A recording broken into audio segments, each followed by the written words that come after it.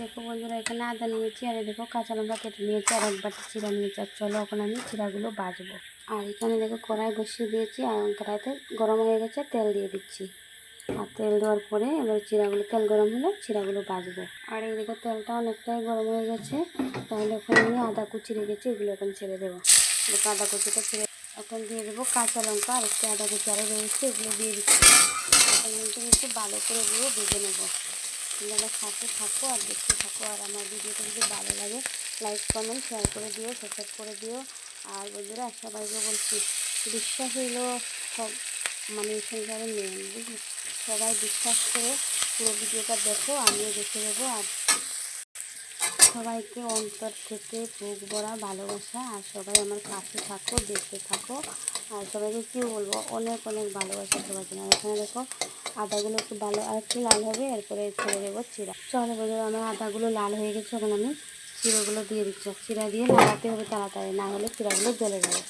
চিরার সাথে ভালো করে আদাগুলো মিশিয়ে নিচ্ছি। আদা লঙ্কা লবণ দিয়েছি, তো এগুলো একটু ভালো করে না লাগলে মানে লেগে যাবে, তাই নিচেরটা জ্বলে যাবে, তাই ভালো করে নাড়াতে হবে। দেখো আমি নাড়িয়ে নিচ্ছি ভালো করে।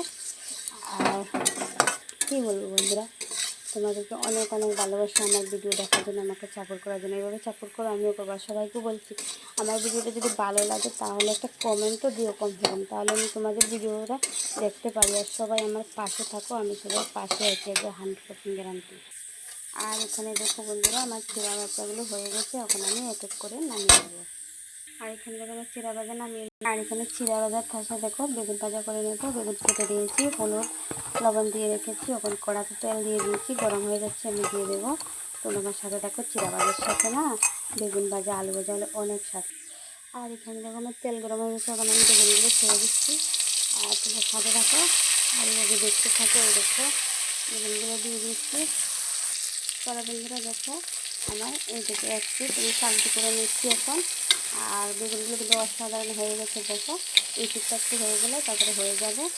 আর সুন্দরভাবে বানিয়ে দেখো চিরা ভাজার সাথে বেগুন ভাজা আর আলু ভাজা। আলু ভাজা করে রেখেছি আমি, আগে আলু ভাজা দিয়ে বেগুন ভাজা দিয়ে খাবো এখন। তোমরা আমার সাথে থাকো।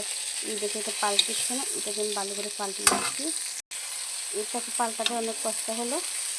আর এত কষ্ট করে ভিডিওটা করছি, তাহলে ভালো লাগলে একটু বলো। আর এই দেখো বন্ধুরা, দেখি উচিত হয়ে গেছি। এই দেখো উচিতটা হয়ে গেছে, তাহলে আর একটু লাল হোক, তাহলে একটু ভালো লাগবে। আর আমি এখন নামিয়ে দেবো একটু লাল। আর এই দেখো হয়ে গেছে, এই দেখো পুরো লাল লাল হয়ে গেছে, এখন আমি নামিয়ে নেবো।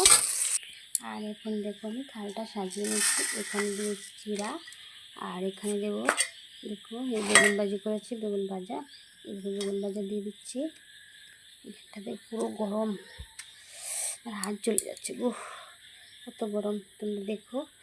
আর এখানে দিয়ে দিচ্ছি একটু আলু ভাজা। দেখো কত সব মানে কত ভালো লাগছে দেখতে, তাই না?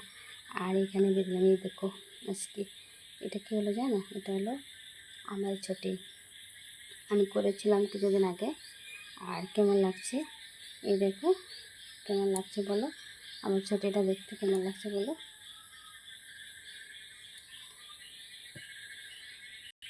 সত্যি আমার রেসিপিটা কেমন হয়েছে একটু বলো, দেখে সবাই দেখে বলো। আর এখানে দেখো আমের ছটি, এটা কাঁচা আমের ছটি, আর এটা হলো পাকা আমের, এটা পাকা আমের ছটি। আর এগুলো সব অনেকগুলো আছে, ডিবাতে ঢুকিয়ে রেখেছি, আমি এখন বার করিনি, কয়েকটা রেখেছি তোমাদের সাথে শেয়ার করার জন্য। দেখো কেমন হয়েছে বলো তোমরা সবাই। আর খেতে কিন্তু আসলে কালকে গরম দিয়েছে না, এটা গরমে খেতে কিন্তু অসাধারণ লাগে সত্যি। আর সবাই ভালো থাকো বন্ধুরা, সুস্থ থাকো। আমার ভিডিওটা কেমন লাগছে বলো। আর সবার জন্য অনেক অনেক অনেক ভালোবাসা। আর এখনের মতো আমি আসি, টাটা বাই বাই, ভালো থেকো সুস্থ থেকো।